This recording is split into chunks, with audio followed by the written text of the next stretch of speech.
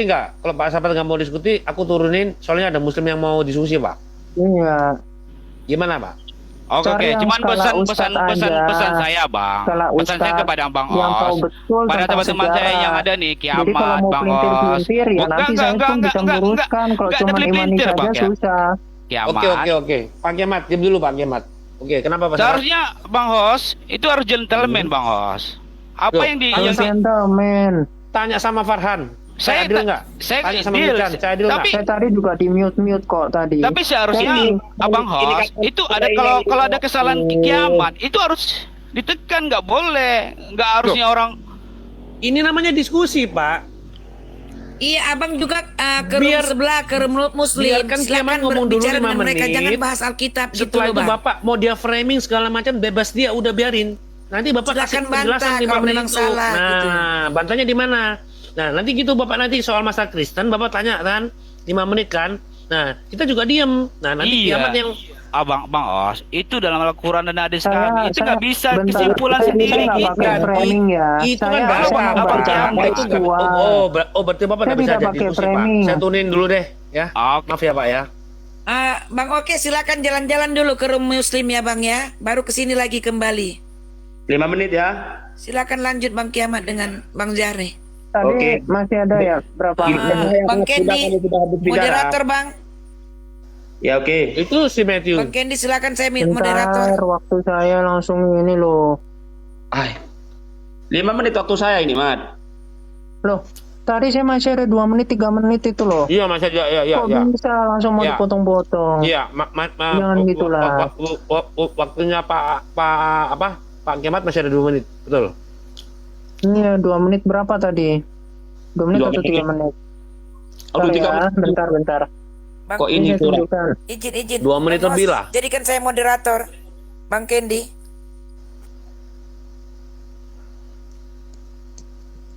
Oke, bentar.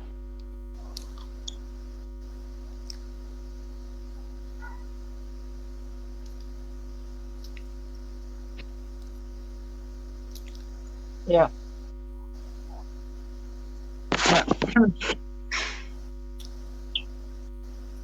Gimana kira-kira sudah?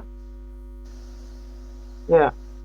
Oke, jadi saya lanjutkan ya. Tadi Bro Zahri itu mau mengatakan kalau umat Islam itu tidak diperbolehkan untuk membunuh. Nah, sebetulnya ya ayat itu juga hadis itu bolehlah dipahami secara tekstual, tetapi kita juga perlu melihat ini misalkan dalam kitab kesucian darah bab hukum murtad. Ini kan jelas ya. Konteks saya bukan sembarang membunuh, tetapi membunuh yang ada kaidahnya, yang ada alasannya. Kan tadi sudah jelas di dalam Al-Furqan 68 memang dihalalkan untuk membunuh kalau dengan alasan yang benar. Boleh nanti kalau perlu bukti saya bukakan tafsir dari Qurtubi, Tabari ya. Jadi nanti jelas ya. Di sini dikatakan tidak halal darah seorang muslim kecuali dengan salah satu dari 3 perkara. Jadi memang ini adalah amat dengan apa? Dengan perpolitikan yang dia mau ya. Tadi ini ya salah satunya apa? Adalah murtad ya, murtad. Nah, kemudian di sini dikatakan apa? Maka ia ini murtad setelah masuk Islam, maka ia dibunuh ya. Jadi jelas. Nah, juga dalam menjaga harta ya tadi di dalam Muslim 260 ya. Boleh di-pause bentar. Karena ini data saya kepelintir-pelintir. Nah, ini At-Taubah 29 di sini dikatakan begini. Perangilah orang-orang yang tidak beriman kepada Allah dan hari kemudian. Mereka yang tidak mengharamkan apa yang telah diharamkan Allah dan Rasulnya, dan mereka tidak beragama dengan agama yang benar, yaitu Islam. Jadi semua umat yang ada di Arab, ya ini boleh dibaca tafsirnya, itu mereka kalau tidak mau menjadi Islam, maka mereka akan diperangi. Ya, jadi nggak heran kenapa di Arab itu mayoritas Muslim ya, karena memang dengan pertumpahan darah itu yang tidak bisa dibantahkan. Bahkan kekeluargaan dari kekhalifahan sendiri saya bisa buktikan bahwa mereka itu saling bunuh-membunuh. Kekhalifahan itu adalah sejarah kelam dari Islam yang tidak bisa dibantah. Bagaimana mungkin seorang wakil dari Muhammad di dunia ini justru mereka saling bunuh-membunuh? Di mana itu sanadnya jelas ya, riwayatnya ada di dalam kitab Tarik Khilafah ya. Saya ada di situ. Nah, Kemudian apa? Kemudian Allah itu mengajarkan untuk apa? Untuk memalak. Jadi disuruh bayar jizyah. Jizyah ini adalah pajak untuk minoritas. Jadi kita bagaimana Allah mengajarkan untuk mereka ini mempersekusi minoritas di Arab yang saat itu ekonomi di Arab itu ya asbabun nusulnya mereka ini sedang kekurangan orang-orang yang dalam ekonomi mereka keluar dari Arab dan kemudian justru kemudian Allah menurunkan ayat seperti ini. Makanya saya selalu bertanya-tanya, kira-kira tuannya teman-teman muslim itu siapa? Allah yang ternyata tidak eksis atau ternyata itu yang diciptakan oleh Muhammad Allah ini? Terima kasih. Ya, silakan. Mau Pak Tuban yang jawab atau Pak Bung Sari? Ya, bismillahirrahmanirrahim. Kiamat begitu panjangnya berbicara, saya tanggapi. Bismillahirrahmanirrahim. Ada beberapa poin, mungkin ada 2 poin besar yang dijawab yang dipaparkan kiamat, perang dan hukum pembunuhan terhadap orang murtad, orang yang membunuh dan orang yang zina. Muhson. Selanjutnya begini, di dalam Alkitab kalau kita boleh buka di Keluaran 17 nomor 9, Musa berkata kepada Yosua, pilihlah orang-orang baik kita lalu keluarlah berperang melawan orang Amalek. Besok aku akan berdiri di puncak bukit itu dengan memegang pedang. Jadi perintah perang kepada orang Amalek itu ada. Satu. Yang kedua, Yosua 11 nomor 1, lama Yosua melakukan perang melawan semua raja itu. Jadi semua raja di Keluaran 17 ayat 13, demikianlah Yosua mengalahkan Amalek dan rakyatnya dengan mata pedang. Jadi perintah perang di dalam Alkitab yang Anda kini ada. Kemudian kiamat menafsiri, oh perintah itu ada karena kita diserang.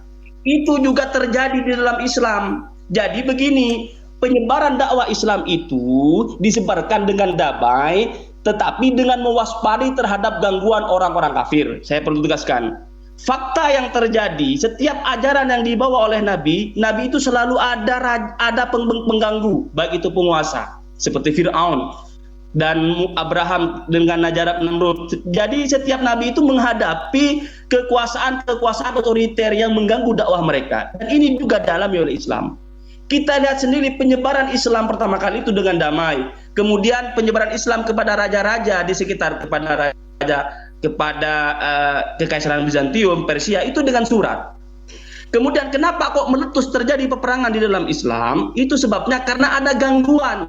Gangguan pertama ada gangguan yang datang dari kafir Quraisy, di mana umat Islam pada saat itu diganggu. Kelemahan umat Islam selalu dibuat bulan-bulanan oleh mereka. Lalu umat Islam masih menanti perintah diizinkan perang karena mereka selalu diganggu. Ketika umat Islam itu hijrah ke Madinah, Islam itu diganggu dengan dahsyat di Mekah, lalu hijrah ke Madinah. Sehingga mereka tetap diganggu, terjadilah perintah perang. Itu pertama. Yang kedua, perang terjadi dengan orang Yahudi di Mekah yang hadisnya selalu dibawa itu tentang konteks orang Yahudi Khaybar yang berkhianat. Itu ada.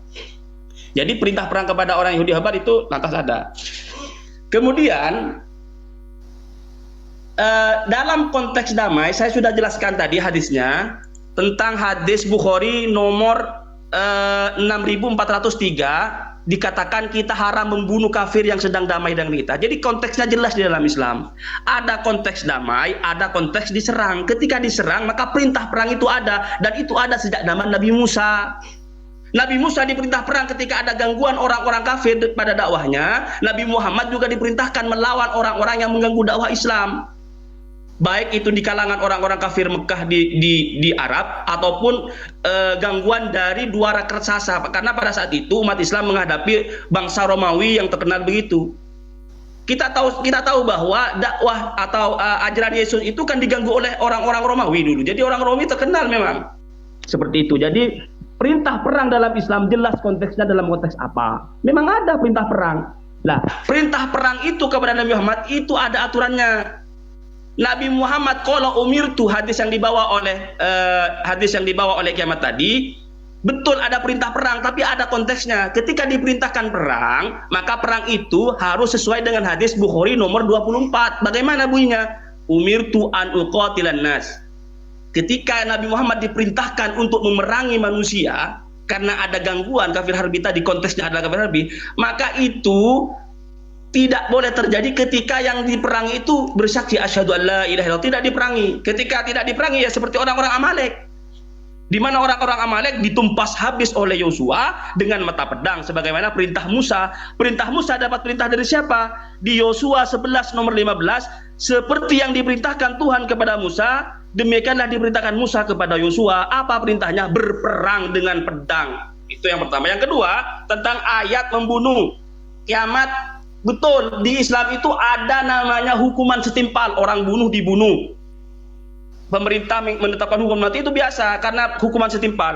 Ada di dalam kitab Yehezkiel 95 itu ada begini. Dan ikutilah dia dari belakang melalui kota itu dan pukullah sampai mati, janganlah merasa sayang dan kenal balas kasihan. Itu ada di Yehezkiel 9 nomor 5 tentang perintah membunuh kepada orang yang murtad atau kepada orang yang menyembah kepada selain Allah Israel. Itu juga ada. Rian, terima kasih.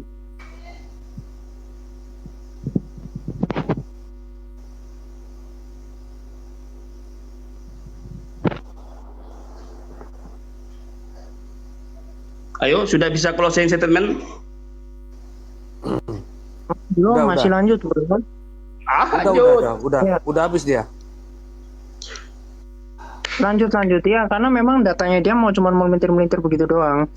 Melintir apanya, Mas? Oke ya. Ya, saya jawab, tenang aja.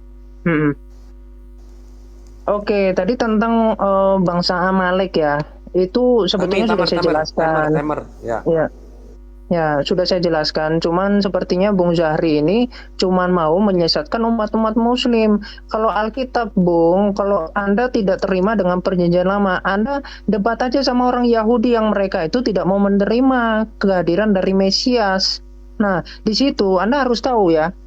Ini saya kasih tahu analogisnya. Jadi saya bilang peperangan di dalam Alkitab dengan kisah di Arab itu berbeda. Kalau di Alkitab nggak ada tujuan mereka untuk politik, untuk menyebarkan agama, untuk menumpas, untuk mengambil kekuasaan wilayah segala macam. Itu kan ajaran Anda sendiri yang ada di Quran, yang ada di dalam sirah-sirah. Ya, kalau di dalam Alkitab itu misalkan ya, kenapa Yosua itu diperintah untuk dia itu membela diri, karena memang orang Amalek itu adalah bangsa yang kecil, yang mereka itu dapat menghabisi seluruh orang Israel. Justru di situ menunjukkan bahwa Allah Israel itu Allah yang berkuasa tanpa berbohong ketika perang. Misalkan di Tirmizi 1862, berbohong demi perang, itu justru menunjukkan bahwa Allah itu tidak eksis. Allah itu tidak lain tidak bukan adalah sesembahan berhala ya, yang tidak maha kuasa, karena memang Allah itu tidak maha tahu. Itu saya bisa tunjukkan dalilnya. Nah, kemudian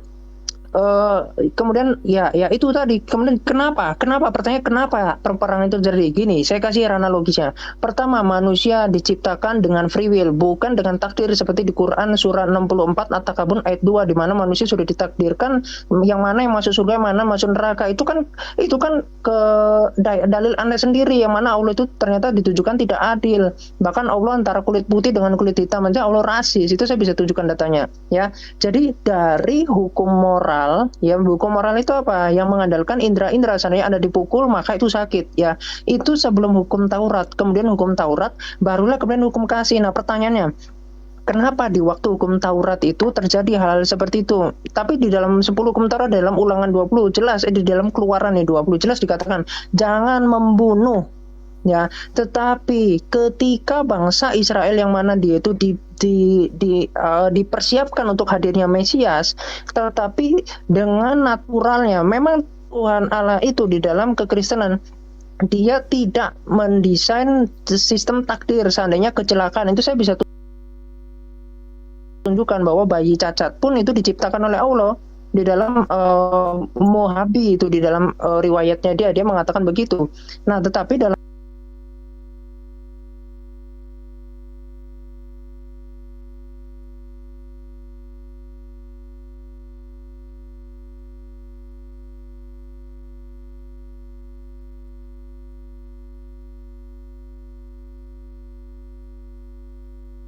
kayaknya memang Partai Kemas itu, Bang, Partai Kemas.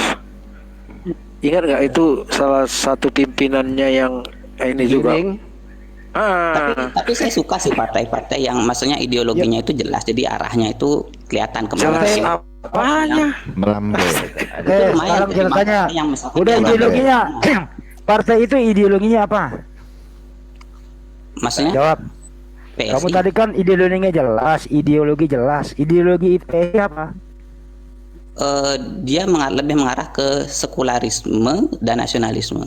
Nggak boleh. Itu Pancasila Itu goblok. bukan ideologi, blow on. Ideologi itu semua partai ya Pancasila. Blow on juga lu ah. Waduh. Oh, Sekularisme itu artinya ideologi, pemahaman. Kalau visi konsep. misinya mungkin itu visi misi blow on. Kan yang namanya visi misi, waduh. Coba sekularisme adalah ideologi, pasti itu Google ketemu halaman pertama itu ketemu. nggak boleh. Semua partai ideologinya itu Pancasila, kalau kayak bubar. Pancasila, bro. Pancasila. Astagfirullahaladzim. Kok ini hari gue mimpi apa ketemu orang blow on ya? Sekularisme itu ideologi apa enggak? Ini- Coba jawab dulu. Ini sebenarnya ini pinter nih bang Chandra. Coba jawab dulu. Sekularisme itu ideologi apa? Iya, sangat pinter. Ideologi itu Tetapi tidak boleh di Indonesia PA. kayak aja. Gue mimpi apa tadi ini barusan gue beli Bang, bohlam besok ketemu orang kayak gitu. Saya kasih gratis penataran P4 bang, gratis untuk abang. 1 minggu ya bang, dari jam 3 8 SKS gua sampai kasih. jam 4 sore. 3 SKS gua kasih. 1 minggu penuh, tiap hari jam 8 sampai jam 4. Kalau Anda Dogma. tidak begini ya bro, ya dalam bernegara itu, kalau kita memang nggak setuju suatu aturan, ada 2 cara. Pertama, silent. Kedua, kalau Anda mau vokal, Anda harus punya ilmunya. Dan vokalnya juga harus ada aksi.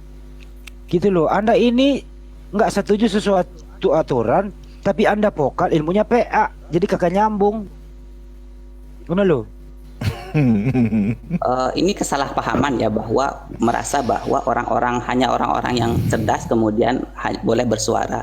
Ini justru melanggar konsep demokrasi ya, karena Ya dalam bagaimana demokrasi lu mau itu bersuara semua ya kalau orang suarain berhak entut? menyuarakan pendapat gitu loh. Gimana Bahkan lu mau ketika bersuara orang ya tani, kalau lu suarain orang nggak entut? sekolah, itu Entut. suaranya sama dalam demokrasi.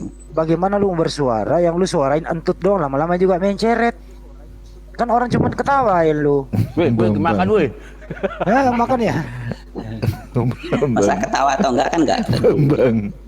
Tapi kelihatan sih kalau ketika orang-orang motong argumen orang lain, nggak ngasih kayak kesempatan, kelihatan sih maksudnya. Ya percuma dengerin lu orang kayak entut.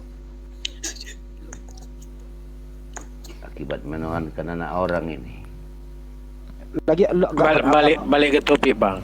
Sebenarnya dasarnya apa kok di pikirannya ini nggak mau pakai ini undang-undang ini gitu? Apa masalahnya? Coba bang. 156 penista agama. Ya itu Iya. kenapa? Ayo. Karena dalam sepanjang banyak kasusnya itu, kasus ini seringkali menjerat kelompok-kelompok yang minoritas gitu. Mana? Misalkan dulu pernah ada kasus Pendeta Suradi.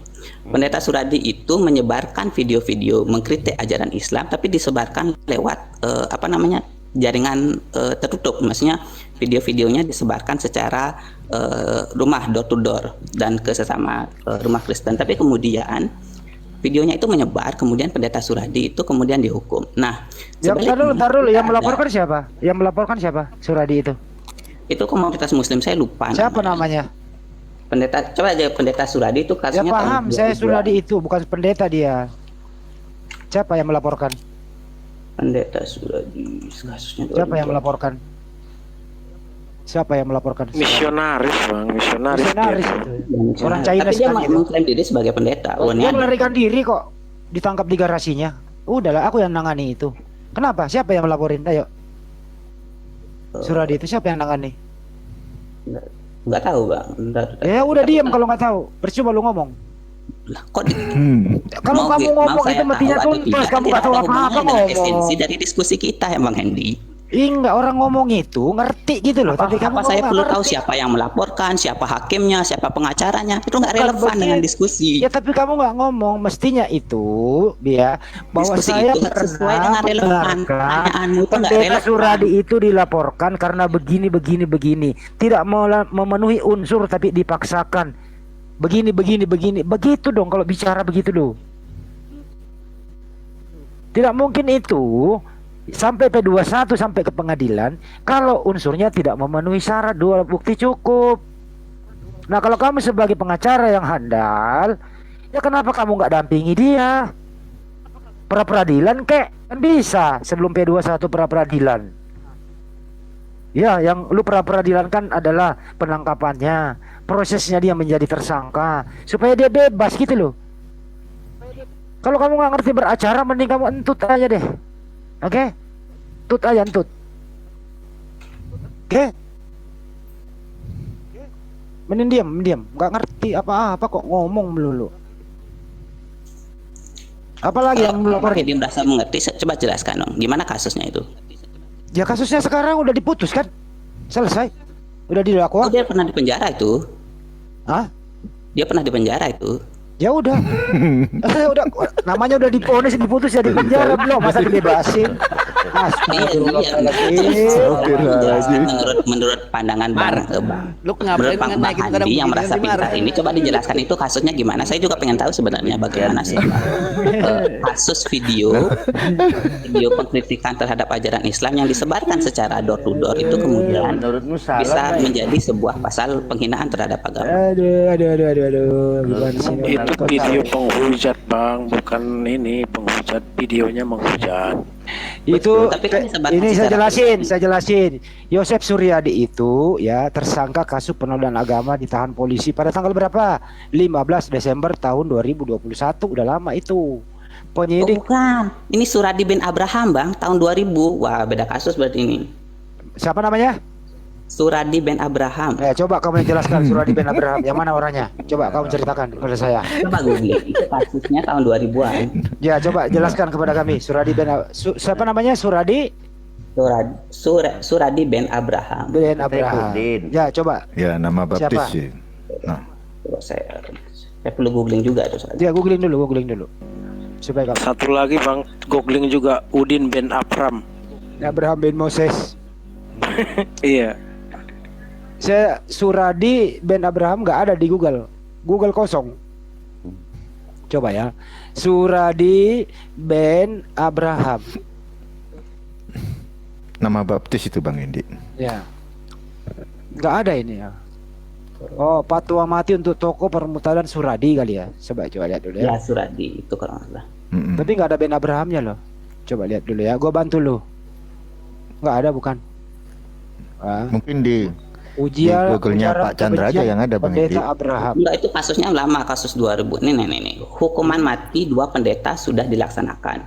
Masjid ini saya baca ya. Masjid Istiqomah Bandung letaknya di jantung kota ya resminya.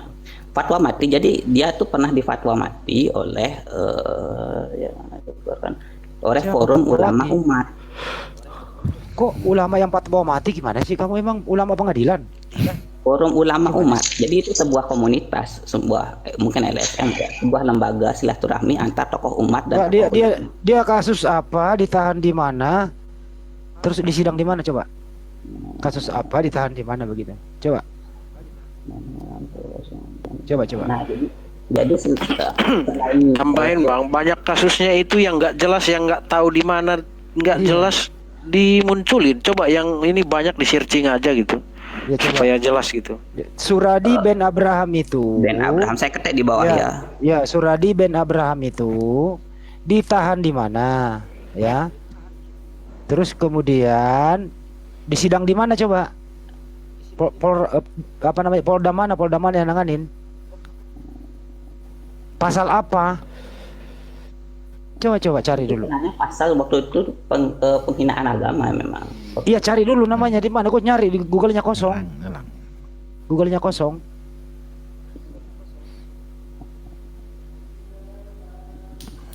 Google-nya kosong, gue cari loh, nggak ada loh. Internet gua kecepatannya ini 6.000 per second. Tadi ketemu fatwa mati pendeta. Bukan, itu Yosep Suradi. Yosep Suradi yang gue tahu, sama Abraham bin Moses ada.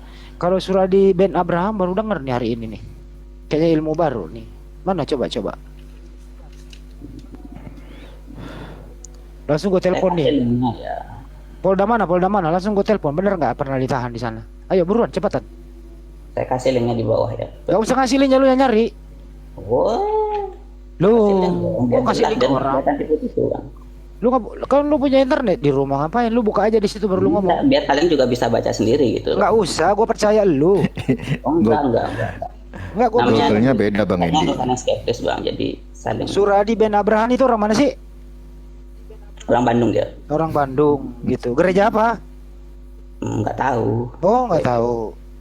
Pendeta ya? Iya, dia mengklaim diri sebagai pendeta. Wait. Jangan-jangan di Bandung makan serabi di Setiabudi. Wait. Cepetan. Lu kalau ngomong gak ada data. Tut aja lu. Wait. Ini mungkin agak biar nggak gini. Itu Suradi yang paling lama itu, Suradi yang lama sebelum itu ya, sebelum siapa? Sebelum apa tuh? Siapa? Saipudin. Siapa? Nggak pernah gue denger namanya Suradi. Bener nggak, Pak? Nggak pernah loh kita denger itu. Ada itu tahun 2011. Saya masih oten Bang Endi. Tapi kok nggak ada nongol gitu. Suradi Ben Abraham nggak ada. kok. Ada Tapi kok nggak ketemu ya? 2011 kejadian. Coba gue tulis 2011 ya. 2021. 2011. 2011 ada itu. Coba ya. Nama aslinya Mulyadi. Oh, dia toko pemurtadan. Suradi. Iya, Itu satu. yang 2011 Bang Edi. Iya. Coba ya, kasusnya saya rasa sikap ulama penyayang binatang ini menekankan bahwa sebetulnya para ulama yang mengeluarkan fatwa. Ini kan fatwa ulama nih, fatwa mati untuk toko pemurtadan Suradi kan gitu ya. Tahun 2001 gitu ya. Oke, ketemu. Terus diponis berapa tahun kok nggak ada nih, ketemu nih. Gimana bro? Dia diponis berapa tahun? Kalau 10 tahun masih ada loh sekarang. 10 tahun 2001 2021 berarti udah. Kalau 10 tahun udah keluar 2 tahun yang lalu lah. Kalau nggak mati di dalam penjara atau membusuk di penjara bagaimana nih? Ayo Bro Chandra, buruan. Aduh, suen lu ah. Dibuka Google juga, Bang. Sabar. Itu yang baptis gembala saya itu Bang Edi. Pak Lukas yang membaptis Suradi Ben Abraham. 2001. Berarti orangnya udah koid kali ya? 2011. 2011. 2001 di sini. April 2001. 2001 apa 2011? Yang baptis itu gembala saya, Pak Lukas itu. Namanya Eliezer siapa itu aku lupa.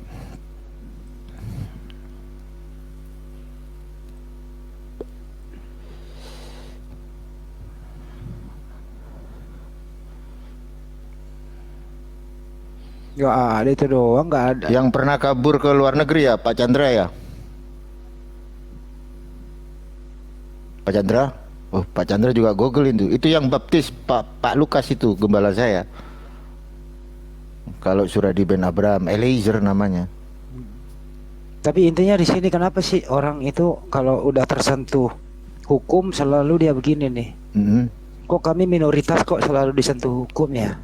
Selalu begitu gitu lah. Padahal yang bikin pasal itu mereka loh.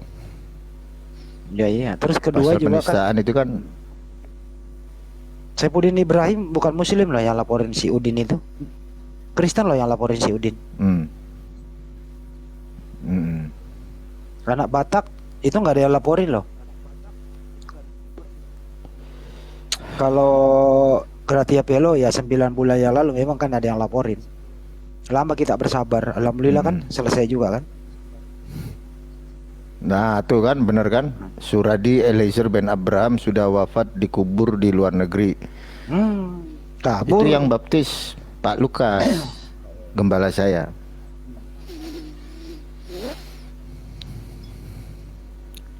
Kasusnya apa sih itu? Penista agama. Sama, iya. Ya udah wassalam lah, makanya jangan menista. kita ini nggak mau menista loh, diskusi pakai data. Aman kan? Aman. Aman. Datang kurus, pulang gemuk. Benar. Pak Chandra, coba di open mic dulu. Mungkin di mute itu Pak Chandra itu. Oh iya baru nggak. Sorry. Nah. Sorry. Dari iya, tadi ngomong nggak denger Mana? Pak Chandra. Astagfirullahaladzim. sorry. Jadi saya cari ternyata Sebentar untuk Pak Chandra kasus- ini. Pak Chandra sebentar. Ya. Iya itu kasus sudah lama itu. Eliezer yang baptis itu gembala saya dulu. Waktu saya masih jadi Kristen. Dibaptis di Magelang itu orangnya. Nah, Pak Chandra ini kan warga negara Indonesia ya, berbahasa Indonesia. Agamanya apa Pak Chandra? Di KTP sih Hindu. Hindu. Ya. Duh. Silakan Bang Indi. Hindu Bang Indi. Hindu. Tapi kenapa Anda kalau ada Kristen gitu kena kasus pidana, kenapa Anda cenderung sepertinya ikut mewek? Kenapa ya Bang, Pak Chandra? Bukan hanya Kristen aja. Jadi saya sebagai orang yang liberal ya, jadi mendukung yang namanya kebebasan berpendapat, pasti akan selalu mendukung bahwa kritik terhadap agama itu sebenarnya sah-sah saja. Bahkan sebenarnya ini kasusnya kan sebenarnya bukan antar Kristen dengan Islam saja, tapi beberapa kasus yang melabeli diri sebagai Muslim kan juga pernah kasus. Misalkan Ulil Absar Abdallah itu kan pernah dituduh juga. Jangan kepanjangan dulu ke sana, jangan lompat-lompat. Artinya Anda tidak setuju kalau kebebasan berpendapat itu dilarang gitu ya? Iya. Saya rasa ada pasalnya kok bro, pasal 28 boleh bebas orang berpendapat. Siapa yang larang Anda berpendapat? Boleh. Betul. Kebebasan Enggak, kan? berserikat, berkumpul, dilindungi undang-undang. Betul. Boleh, itu pasal 28. Demo juga Mengeluarkan boleh kan? pendapat. Boleh kan? Tapi Sebenarnya kan kemudian terbentur dengan sebentar dulu satu-satu kita runut ya. Bolehkah kita berserikat berpendapat itu tidak diatur atau sebebas-bebasnya tanpa ada aturan? Menurut Anda Kalau saya gimana? sih berpendapat sebebas-bebasnya aja. Sebebas-bebasnya. Baik. Kalau sekiranya ada 10 orang bebas berpendapat, ya bebas berpendapat nih, di depan rumah Anda, ya, meneriaki Anda, Chandra, macam-macam lah, ngeluarin kata binatang, istri Anda dihujat, gitu ya, anak Anda dia habis-habisin dengan kata-kata, pergi sekolah diikutin terus, dihujat sepanjang hari begitu. Bagus menurut Anda? Bebas loh. Sebenarnya tidak bagus, tapi bukan berarti kemudian tidak bagus. Berarti gimana sih? Udah kasih contoh. Bukan, tapi saya tidak akan merasa bahwa orang itu sebagai sebuah tindakan kejahatan gitu loh. Jadi kalau misalkan orang-orang berteriak, Kan cuma ngomong, bro. itu adalah suaranya gitu loh bang. Bro, kan cuma saya ngomong. Saya nggak pakai tindakan apa-apa, cuma ngomong doang, ngata-ngatain lu, keluarga lu. Bebas tau saya berpendapat. Itu dari segi etis ya, tapi dari segi hukum sih sah-sah saja kalau ada orang yang meneriaki saya. Jadi boleh aku ke rumahmu teriak-teriak gitu, boleh. Yang penting teriakan itu jangan sampai mengganggu, maksudnya dari segi suara. Ya gua ganggu lu lah, bersuara lah, gua pakai itu toa. kan ada ukurannya bang, jadi ukuran katanya bebas berpendapat. Jadi bukan apa yang dia sampaikan, tapi seberapa Katanya besar. bebas, nggak perlu dibatasi. Gimana orang kamu gitu. Gua ikuti caramu, kau protes sendiri. Jadi walaupun orang bernyanyi, tapi ketika penyanyiannya itu keras, maka itu termasuk mengganggu juga. Jadi harus ada ukuran-ukuran yang objektif. Iya, artinya perlu ada filternya, tidak sebebas mungkin yang lu maksud. Giliran gua kasih contoh, lu bilang nggak boleh. Kalau bisa jangan dipotong dulu. Jadi yang bermasalah itu bukan kata-kata yang dia ucapkan, melainkan besar suaranya. Jadi kalau orang bernyanyi pun, walaupun dia memuji saya, tapi ketika suaranya itu berteriak-teriak, maka itu bermasalah juga. Sama aja kali yang ngatur. Jadi kebebasan tapi gantian dulu juga bang. Jadi kebebasan berpendapat itu tidak kebebasan kebablasan, perlu diatur. Betul apa betul? Bebas bertanggung jawab. Hah? Itu yang saya bertanggung jawab. Jadi bebasnya gitu, nggak perlu diatur, nggak perlu bertanggung jawab. Nggak perlu. Nggak perlu, baik. Ya saya ambil lagi. Kalau saya pakai toa ke rumahmu, gua gede-gedein 24 jam, kamu nggak bisa tidur nih. Bebas kan gua ngomong? Bebas kan gua ngomong? Itu bukan omongannya bang, tapi suara kekerasan desibelnya gitu loh. Oke, kalau begitu deh, saya nggak usah saya pakai toa. Nggak usah saya pakai toa. Saya di depan pagarmu aja yang bukan tanahmu gitu ya. Saya parkir mobil 4, terus kemudian saya main gitar di situ santai gitu. Bagaimana? Bisa keluar garasi nggak lu? Kalau itu kan suaranya kan sampai volume suaranya mengganggu kan, jadi bukan masalah termasuk nyanyi. Katanya bebas. Katanya bebas nggak perlu diatur. Itu kalau baru nyanyian, baru pujian. Jadi masalahnya bukan masalah pendapatnya, bukan masalah esensi kata-katanya, tapi masalah volume suaranya aja gitu loh. Saya nggak usah bersuara deh. Saya nggak usah bersuara. Saya tidur aja di depan pintu mobilmu keluar, itu bukan tanahmu. Saya nggak usah bersuara. Kan bebas saya ke situ. Nggak perlu diatur kan. Cuma paling Assalamualaikum warahmatullahi wabarakatuh. Atau saya ngomong begini nih, orang-orang yang tidak beriman, janganlah menyembah batu patung begitu. Saya ngomong begitu santai gitu loh. 24 jam situ saya minum kopi, saya memasak di situ di rumah kamu. Di depan rumah kamu, bukan tanahmu nih. Boleh apa tidak tuh? Boleh. Boleh. Kamu nggak bisa keluar dong ke sekolah anakmu. Iya, kalau keluar kan masalahnya beda lagi. Jadi ketika dia ingin keluar kemudian dia menghalangi, maka kasusnya beda lagi. Ini kan kita kan bicara masalah kebebasan berpendapat, bukan kebebasan. Ya, saya kan berpendapat di situ. Saya kan bebas itu beda kasus ya. Saya kan berpendapat di situ. Bebas berekspresi. Saya kan bebas. Berarti kan yang masalah kan bukan pendapat. Dia gini, Bang Handi, bebas silakan, tapi nanti dia keluar di gilasnya gitu, karena dia kan bebas tadi. Iya. Gitu kan? Parah ini. Makanya Bang Hendy, bro, kalau di luar negeri itu tidak ada undang-undang. Indonesia bukan luar negeri. Indonesia di luar negeri tidak ada yang membahas mengenai penghinaan agama, tapi toh di luar negeri aman-aman aja gitu loh. Ya udah ke luar negeri aja, jangan di Indonesia kau. Enggak, kita kan seharusnya mencontoh negara-negara yang sudah maju. Ngapain contoh negara lain? Kita punya undang-undang sendiri. Contoh negara maju gitu loh. Kita mau aja yang contoh sendiri. Gitu bang. Ngapain contoh negara orang lain? Kalau memang lebih baik kenapa nggak dicontoh? Apanya yang baik yang dicontoh? Kebebasan berpendapatnya. Baik menurut dia. Angka kriminalitasnya kalau emang rendah kenapa nggak masalah kalau kita contoh itu? Kriminal tertinggi di mana? Di UNODC. Pernah dilihat data UNODC nggak? Jadi kalau kita lihat data dari UNODC itu ada estimasi negara-negara yang memiliki tingkat kriminalitas tinggi. Ya, lu contoh itu di situ. Contoh. Maksudnya? Iya. Katanya kriminal tertinggi di situ tadi, lu mau contohin? Enggak. Katanya contoh negara lain. Iya, yang kriminalitasnya rendah, bukan kriminalitas. Lu mah kadang ngomong terbang sana sini sini, aduh. Heran gue lihat. Mana yang ada aturan di dunia ini? Dan itu makanya justru kita mencontoh aturan dari negara. Begini aja bro, saya tanya lu dulu ya. Kalau sekiranya undang-undang penista agama itu tidak dipakai di Indonesia sama dengan di Amerika, menurut kamu apa yang terjadi di Indonesia? Tembak menembak lah nanti. Enggak sih, bro, apa kira-kira yang terjadi? Enggak, saya tanya kamu dulu, jangan kemana-mana, saya tanya. Bang Hendy, saya tanya. Enggak, dengerin dulu saya, kamu jangan ngomong di luar konteks. Kamu biasain dengerin orang, jangan kebiasaan tapi kamu nggak mau dengerin. Kalau Undang-Undang 156A atau penista agama dihapus di Republik ini sama dengan di Amerika bebas, kira-kira di Indonesia apa yang terjadi? Ya kamu ngomong 60 hari deh, silakan. Kayaknya sih nggak terjadi apa-apa, karena faktanya di Indonesia kan pada faktanya orang terbiasa mengkritik kemudian menghina agama lain. Contoh di Islam, saya contoh nih, kita lanjut ke. Gak usah contoh di Islam, kamu bukan agama Islam, contoh aja di Hindu. Ayat 1 contoh sampai 6. Contoh di Hindu. Muslim sebagai makhluk paling buruk. Contoh di Hindu aja.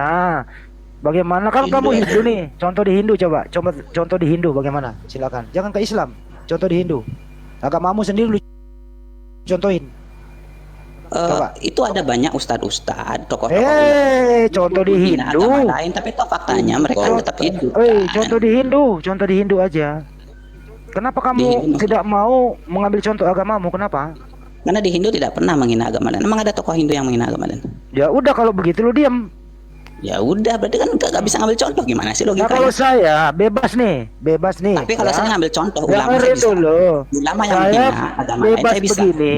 Saya hina-hina Hindu sepanjang hari. Kamu marah nggak? Enggak, Berarti kamu nggak punya harga diri, bro. enggak. Jadi bagi saya orang yang menghina itu sebenarnya merendahkan diri sendiri gitu loh.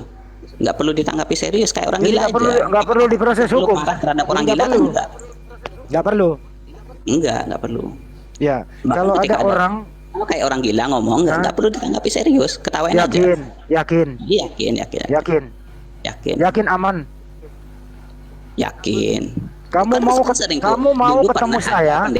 Kamu mau nggak saya anterin? Itu saya pernah ada ulama menghina Hindu, langsung buktikan saja. Saya jemput kamu. Saya jemput kamu. Woi, imajinasi kamu. Saya jemput kamu. Ya, saya temani kamu ke MK atau kemana saja. Saya yang bayarin. Kamu bersuara begini, berani nggak? Bersuara gimana? Ya bersuara tadi bahwa nggak perlu ada undang-undang penista agama. Mau nggak saya jemput kamu, saya temenin kamu. Kita putar-putarin Jakarta. Saya biayai. Termasuk ganti gini nggak? Ganti gaji saya nggak? Ganti, berani. Saya nambahin, Bang Andi, tenang aja Bang Andi. Ditambahin. Saya tambahin kalau kurang. Mau nggak? Berani? Enggak sih, maksudnya. Ya enggak sih, nggak percuma, nggak juga. Udahlah, kamu diam aja dah. Kecuali kalau mungkin ditransfer dulu mungkin ya. Berani nggak transfer dulu? Lu nipu gua ntar lu. Lah ya sama kan, saling nggak percaya. Ya bisa aja lu nipu gue kan. Gak bakal gua nipu lu, orang gua kerjaannya duitnya banyak. Identitas saya kan asli. Lah kamu profilmu kan nggak jelas udah. Aku namanya Handi, aku namanya Begini makanya dijemput. Jemput. Biar jelas gitu loh, Bro. Coba, aku namanya Handi Wijaya, Jalan Percetakan Negara 2. Dengerin dulu alamat saya. Dengerin dulu alamat saya, baru aku sebutin alamatmu. Aku Handi Wijaya, Jalan Percetakan Negara 2, nomor 12. Jelas alamat saya. Oke. Pak Imanes kenal saya, Bro Umar kenal saya, netizen saya ada 45.000 lebih, rata-rata sudah pernah ketemu di tempat saya. Bang Handi, saya tambah lagi Bang Handi. Kalau dengan peristiwa ini terus dia dipecat, kerja sama saya Bang Handi. Iya betul, berdamkar. Sekarang kamu sebutin alamatmu di mana, Bro? Wait. Coba. Itu profil saya jelas kok Bang. Itu ada gitu. Alamat saya nggak minta profil, alamat. Alamat saya di Denpasar, Jalan WR Supratman, Gang Chandra Metu 4 nomor 2. Oke. Atau aku yang berkunjung ke rumahmu boleh? Boleh. Alamat lengkap saya tulis ya, besok saya suruh orang ke rumahmu boleh ya? Boleh. Boleh. Siapa? Jalan,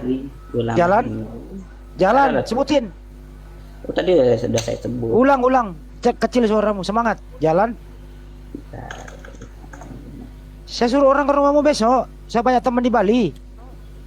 Dari Polda Bali gue suruh ke rumah lu, amankan lu. Ayo, alamatmu apa? Coba. Nah, jadi dulu pernah ada namanya. Sebutin dulu alamatnya. Yang hina Hindu.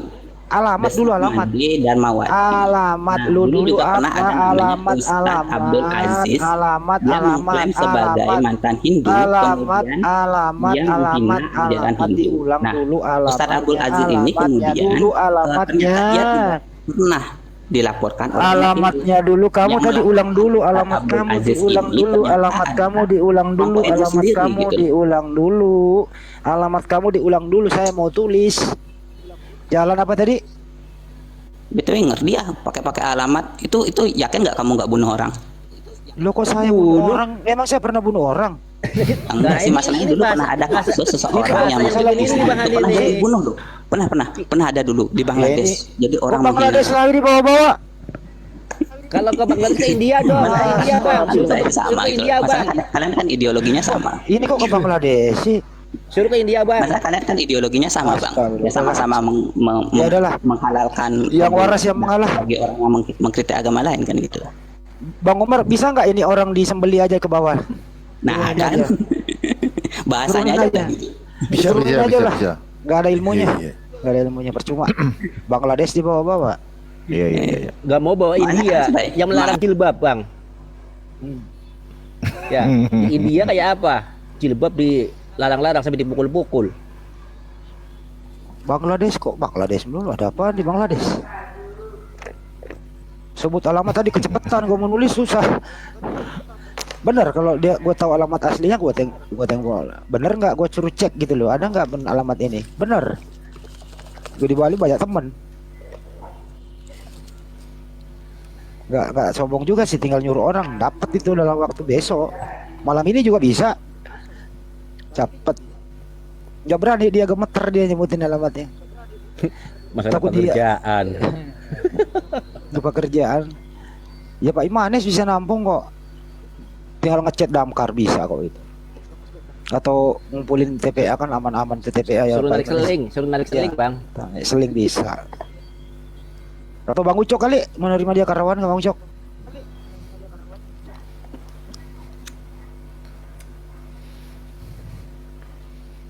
Bebas berpendapat. Giliran gua kasih kalau gua bebas berpendapat, gua teriak-teriak di rumah lu nggak mau katanya dia, nggak boleh. Lu berarti nggak bebas dong. Parah nih anak. Balik